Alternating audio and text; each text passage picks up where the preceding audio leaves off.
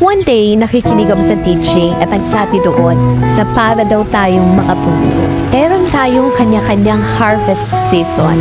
Pero minsan, makukulit tayo, very impatient.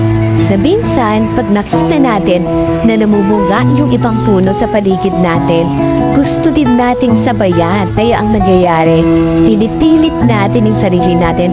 We push ourselves to the limit. Panay ang delay, panay ang fertilizer kahit hindi naman kailangan. At ang ending, nape-pressure tayo.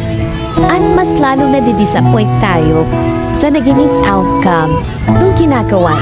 Kaya lagi mong tandaan, meron tayong kanya-kanyang harvest season. In God's time, mamumunga ka. Doble, triple sa inaasahan mo nga ang ibibigay sa'yo ni God. Kaya naman, do your best, be patient, and let God do the rest.